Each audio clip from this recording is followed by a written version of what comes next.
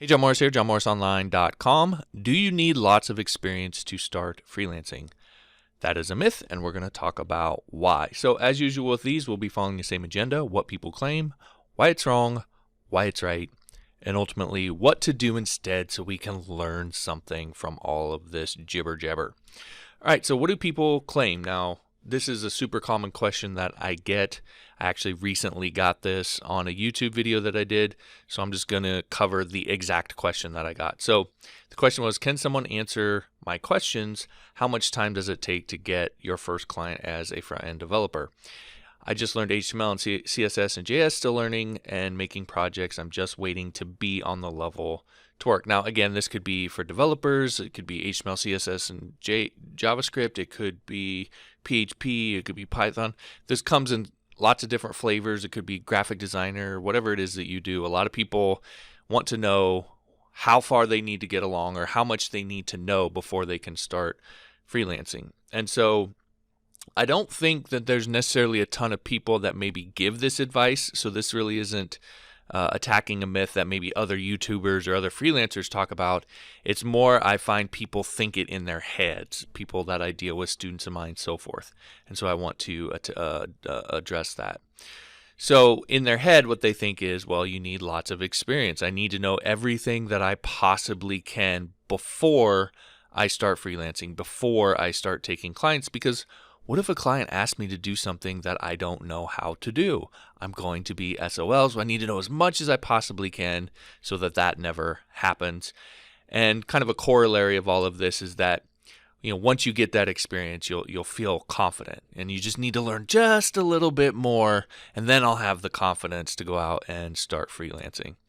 And once that happens, then the fear will go away because I'll know enough and everything will be hunky-dory and rainbows and butterflies and etc. Okay, so that's essentially the claim. That's essentially what I find tends to go through people's heads.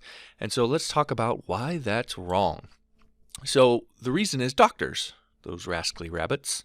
Doctors are to blame for everything. No. The question is, have you ever asked your doctor how many years of experience they have when you go to the doctor? And probably not. I don't think I ever have. The question is, why not? If you think about it, they're going to potentially be sticking objects into your body, potentially cutting you open. I had my appendix removed a few years ago. Guess what? I didn't even know my doctor's name before it started, let alone how many years of experience he had.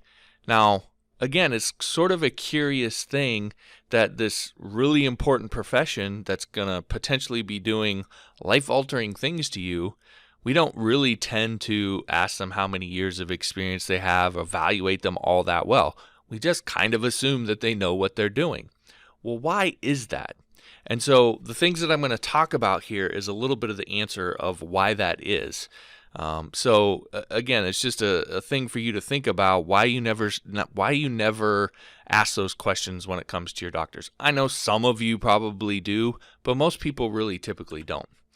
So one of the first things is it's not a job. Okay, so clients typically aren't hiring you for a long-term position. They just need this one thing done. And so they're really focused on the deliverable. And if you can do that, that's really kind of all they care about. They don't really care that you've had 20 years of experience. That might be something that's helpful, that might push you over the edge if everything else is equal, but it's not something that they really care about. They just care about, can you do this thing that I want done? It's like if you hire a plumber.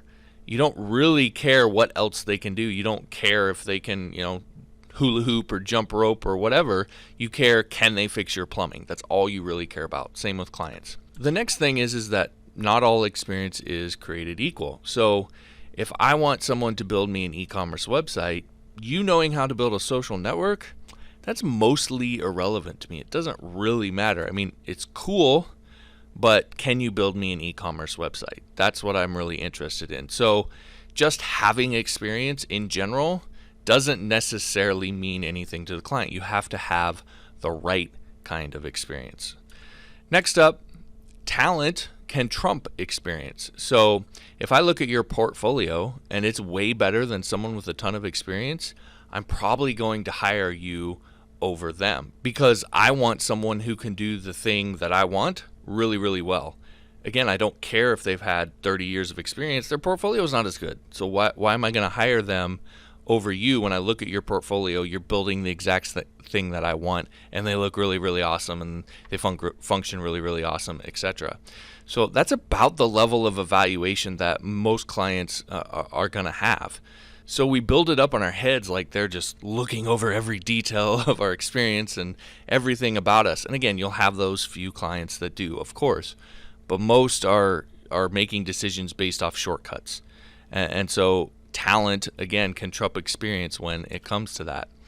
Another thing that can trump experience is specialization. If you focus solely on the exact thing that I want done, I'm not necessarily going to give you a hard look. Again, this is sort of a shortcut that people use. If you're a specialist, I tend not to evaluate you near as much. So if you've ever asked again, we talked about doctors, but have you ever asked a plumber or electrician how many years of experience they have when they come to your house? So I've had, different contractors come to my house. I've never asked that question. I never even thought about it, because again, you just kind of assume that they know what they're doing because they're a specialist in that thing. Why wouldn't they?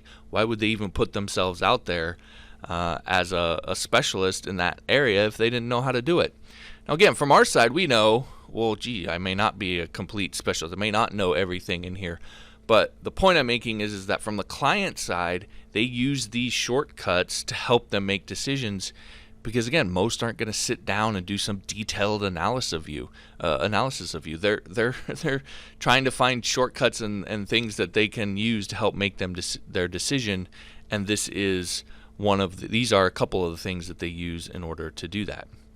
All right, so let's talk now a little bit about why this is right. So as with most things, if all else is equal, then yes, the more experience will win. So if I look at your portfolio and someone else's portfolio and they look about the same, the stuff you say on your page or your profile is roughly about the same, but they have 10 more years experience than you, then I'm probably going to go with the person that has more experience. So all else being equal, the more experience will win.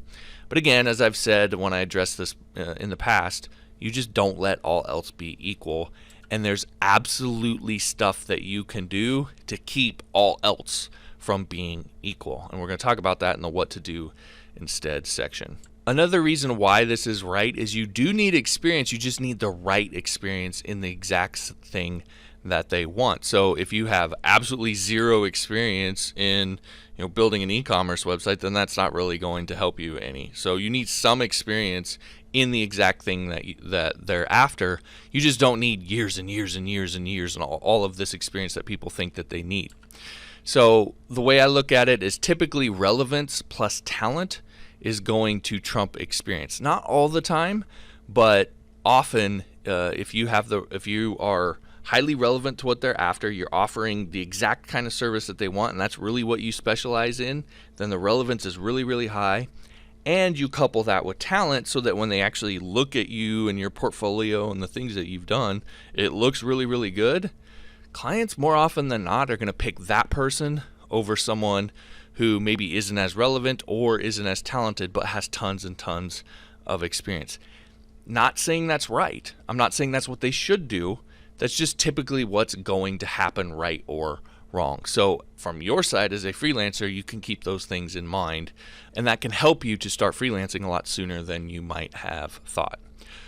Okay, so let's ultimately talk about what to do instead then. And this is really the fastest way to be able to start taking clients. I've given this advice in the past, but it's been a little while, and I really want to address it directly and clearly here. So the very first thing that you need to do is pick a specific deliverable instead of trying to learn everything. So don't approach it from the perspective of I'm going to learn HTML, CSS, JavaScript, PHP if you're a developer, or if you're a graphic designer, approaching it from the perspective of I'm going to learn color theory and then, font theory, whatever it is that you graphic designers learn, right? Don't necessarily approach it from that perspective if you want to get it to freelancing as quickly as possible. Now, I want to make sure, and I'm putting this in the proper context.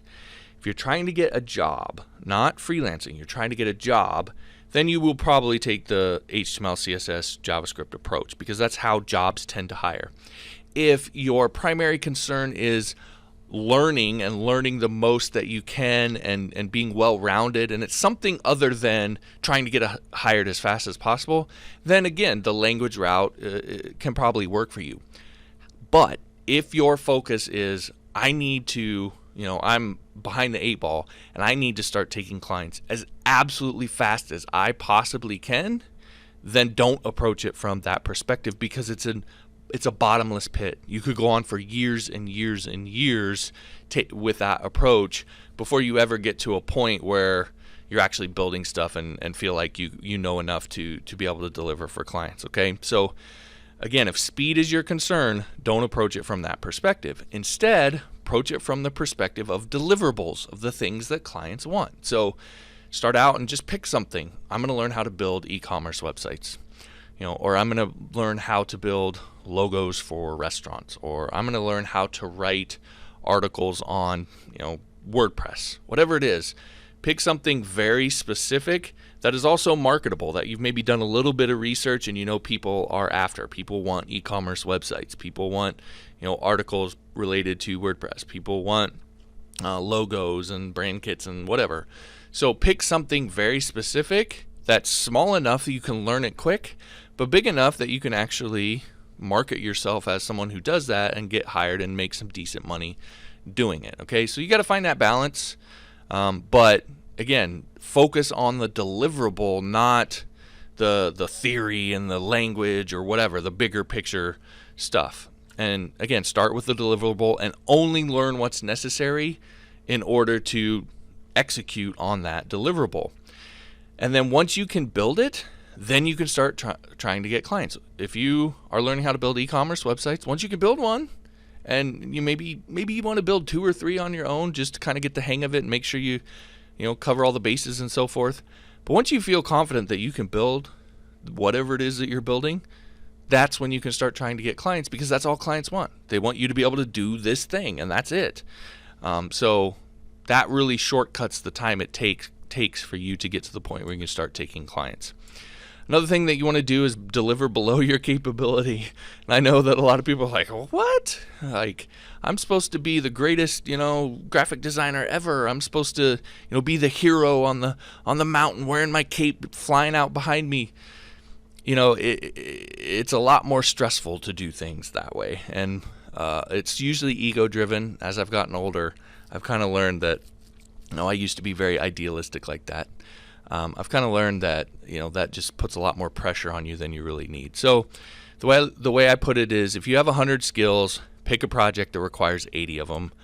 Don't pick a project that requires 120, so now you have to learn 20 things in the midst of the project while you're also trying to manage a client, keep them happy, deliver on a project, etc. And you have all this extra stuff that you have to try and learn as well.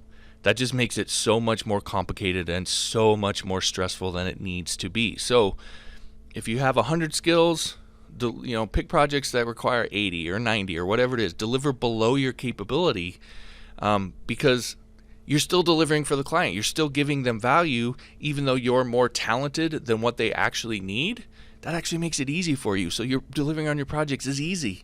And then it kind of starts to get a little bit fun, because you're like, oh, well, let's see how much I can make doing this, because I make a good amount doing it, and it's really easy for me to do. And that really kind of opens your eyes to what's possible for you from a business perspective. Next, you want to make sure that you manage scope ruthlessly, because, again, you're picking a specific deliverable. You're learning what you need to deliver on that, and you're not necessarily spending a lot of time learning much else.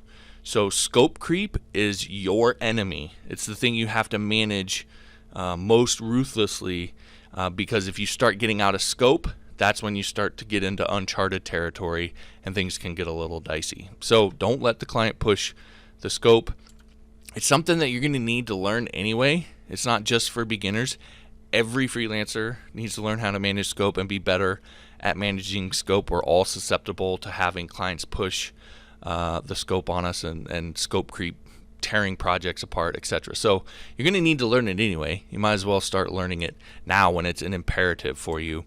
And I happen to know a number of really high-end freelancers and consultants, and they are really, really good at this. That's what makes them high-end, because whenever a client tries to push the scope, they say, hey, no problem, we just need a change order and it's going to cost you this much. And what ends up happening is if it's something you're not able to deliver on, it kind of makes it so that you don't have to do that, or you can simply say you might want to outsource that to somebody else because that's not really what I do. It's outside the scope of this project. As you learn more things and maybe it's something you can deliver on, well, now you're adding on things that you get paid more for, so you actually earn more as a result of clients trying to push the scope. So it becomes something that's valuable for you. So again, it's just something that you're going to need to learn how to do, but it's really imperative when you're taking this approach when speed matters and you're trying to get hired as fast as possible. The final thing that you need to do is get my stuff, which means this is time for my shameless plug. Again, you can get 9 hours of freelance training for free over at johnmorrisonline.com inside my mobile app. Just head on over there. You'll see the instructions on how to get the app. Again, it's completely free, and it's got packed with, like I said, 9+ hours of all kinds of different training on freelancing, Upwork, premium pricing, everything that you can think of when it comes to freelancing, all there, again, for free. So the link again is johnmorrisonline.com. I'll drop a link in the description as well. All right, folks, that'll do it. Thanks for watching. We'll talk to you next time.